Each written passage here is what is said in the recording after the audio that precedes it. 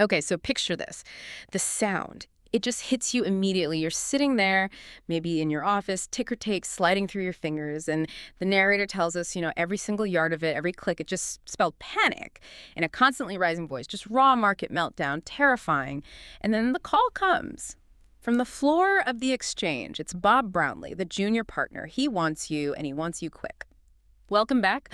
We are diving deep today into the really explosive foundations of the banking house, Randolph and Randolph. Our source material, it's not just dry financial history. It feels more like a psychological study almost of Wall Street. It examines how these radically contrasting temperaments of the two main guys, Jim Randolph, sort of the anchor, and Bob Brownley, the brilliant but volatile floor man, how that clash really set the stage for disaster. That's exactly right. That's our mission today, isn't it? To get beyond just the dollars and cents.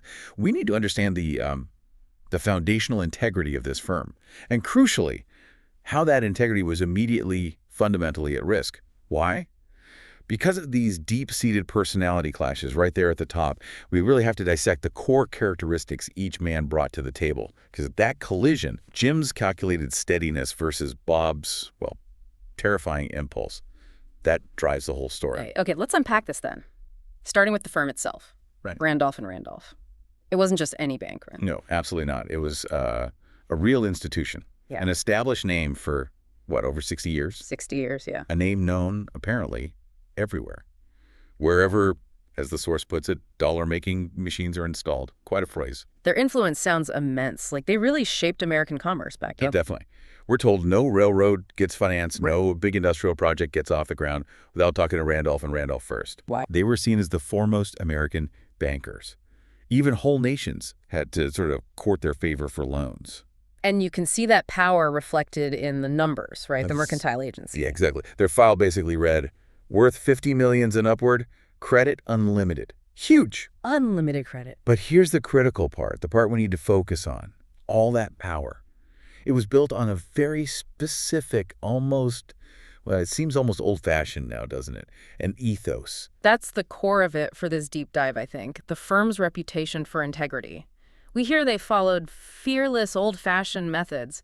But what did that actually mean, practically speaking, for their business?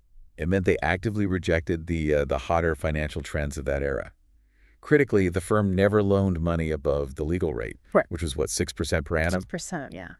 And they explicitly, deliberately steered clear of what the narrator calls the blight of blights, frenzied finance. Okay, hang on, let's pause on that. 6% and frenzied finance. Why is that 6% cap so important? I mean, to us now, that sounds incredibly low. It is low, and that's exactly the point. It tells you their business model wasn't about hitting home runs. It was based on low-risk, high-volume banking, prioritizing reliability, reputation over quick, massive returns. See, back then, frenzied finance, that was the risky stuff, the high-leverage speculation, the dodgy margin lending, trying to manipulate the market for short-term gains. And Randolph just said no to all of it. Their huge wealth was built slowly through, quote, fair, square business methods. They were really the epitome of that northern banking sobriety, stability, permanence. So their whole identity was fundamentally anti-speculation, anti the modern, fast way of making money, which sets the stage perfectly for Jim Randolph, doesn't it? The man who inherited this almost sacred standard. Jim is the bedrock. Exactly. He's Harvard-educated, 42 years old in the story, been running the show for a decade. And he didn't just inherit the money, the immense wealth. He also got, as the source says, a hard-headed northern horse sense. Right. His driving motivation wasn't just making more money. It was about protecting the family legacy. The name. Yeah, his pride, we learn, was specifically in having done nothing to mar the great name. But more than that, actively working to add to its sterling reputation for honest dealing. That's a totally different kind of ambition, isn't it, compared to just wanting to get rich quick? Precisely. Yeah. His character is the brand, in a way. Jim embodies stability. Bob Brownley actually had a fantastic description for him. Called him staunch and steady as the old bronze John Harvard in the yard. Oh, that's good. You know, the kind of guy who knows on Monday morning exactly what he'll be doing Saturday night and every moment in between. Predictable. Reliable. You can just see the firm's conservative, measured approach completely reflected in his personality.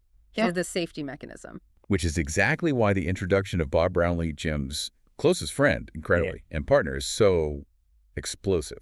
Bob also went to Harvard. Was the class poet, actually, which tells you something about his flair, his intellect. Hmm. But he came from Richmond, Virginia, a very, very different background. How different are we talking? Well, his family was, quote, poor as church mice. But, and this is crucial, they carried the brilliant virile blood of the old Southern oligarchy. And along with that came this fierce, proud, romantic, salam-to-no-one Dixieland pride. Ah, okay. So you have this aristocratic heritage, but zero money. That combination fueled this driving, almost desperate ambition in Bob. So I think Jim Randolph, with his inherited wealth, probably never felt in the same way. So he had to succeed. It wasn't just obligation, it was necessity. And that desperation, it seemed like it came out in his work style. He hated the quiet office, right? Mm-hmm. Preferred the action. Oh, absolutely. He actively avoided the conservative office environment, loved a trading floor, used to joke, apparently, that the floor of the stock exchange was just the chimney place to roast my hoe cake in. Southern charm right there. And here's where his just raw talent comes through. You can see why Jim valued him despite the differences. Exactly. Bob wasn't slow and steady. He was fast, brilliant. Get this. He paid back the full price of his stock exchange seat, $40,000, with interest in just 4 years. Wow, 4 years? Yeah. Quickly built up a $50,000 credit line for himself, handled R&R's best commissions, and everyone knew it. He was widely seen as the best broker on the floor, period. So, okay. By all the external measures, skill, reputation, making money fast, Bob Brownley looks like the ultimate success story. The firm's biggest asset? Maybe. But here's where it gets really interesting. Jim offers him a full partnership early on, and Bob refuses. He actually says he's not safe yet. That refusal, that's the absolute key, isn't it, to the whole dynamic? You have Jim representing financial integrity, rock-solid safety. And then you have Bob, who is this financial paradox. Yeah. He's achieved everything that looks like safety, 50 grand credit, top broker status, yet he diagnoses himself as fundamentally unsafe. Unsafe for a house built on 6% integrity. But why? I mean, what was the source of this profound internal conflict? How could it override all his obvious success? It came down to inherited instability, something deep within him. He admitted it to Jim, confessed he carried Southern gambling blood, passed down from his grandfather, a man who apparently lost land, lost slaves, everything, on a single card game. Whoa. And Bob feared this impulse in himself. He called it vividly the gambling microbes. That's a chilling phrase, gambling microbes. It's not just business strategy he's talking about. It sounds almost biological, an urge toward destruction. Exactly that. He had this terrifying self-awareness. He knew the very thing that made him such a powerful broker also made him a massive danger to R&R's core values. He warned Jim directly. There's this quote that just captures it all. Those gambling microbes are in my blood, and when they begin to claw and gnaw, I want to do something. And Jim, if those microbes ever get unleashed, there'll be mischief to pay on the floor. Sure there will. Boom. That takes us right back to the opening scene. The panic. Friday the 13th. Jim Randolph, watching that ticker tape just crumble, he didn't even need to ask who was causing the chaos. He knew instantly. Only Bob Brownley had the power, the nerve, and the devilish cruelty to rip things the way they were being ripped. That wasn't just market brilliance in that moment. That was the gambling microbe unleashed. The source says the devil truly had possession of Bob. So when you connect these two temperaments, Jim and Bob, you realize the partnership itself, it was always a collision waiting to happen. Jim, representing that northern horse sense, operated at a steady 6%. Slow, safe, lawful, predictable. Bob, the brilliant southern dynamo. Yes, he achieved success through sheer talent. But when that flaw, those microbes, took over, he didn't see a structured market anymore. He saw, in his own words apparently, a treacherous jungle peopled with savage animals. It just highlights this deep philosophical tension, doesn't it? Bob knew it himself. He consciously resisted becoming a full partner because he understood his own internal volatility.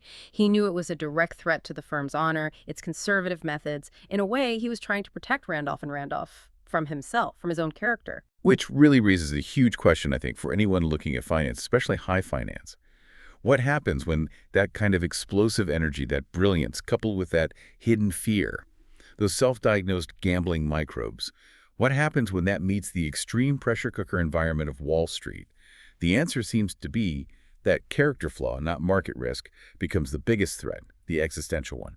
So to kind of summarize the core contrast we've unpacked here, you've got the rock-solid generational integrity of the Randolph name, built on conservative northern horse sense, and it's constantly challenged, maybe even ultimately undermined, not by external market forces, but by the brilliant yet internally volatile Southern blood of their own star broker, Bob Brownley. Yeah, the final takeaway feels pretty stark. Brownlee's immense talent definitely helped make Randolph and Randolph a powerhouse, no doubt. But his internal conflict, that self-diagnosed fear of his own financial impulse, his microbes, that was the ultimate danger. It really shows us that in this high-stakes world, Wall Street or otherwise, sometimes a deep-seated character flaw can be far more destructive, far more catastrophic than any external crash. Jim Randolph described Bob's frenzies, those moments the microbes took over, as turning the world into a jungle peopled with savage animals. It really makes you wonder, doesn't it?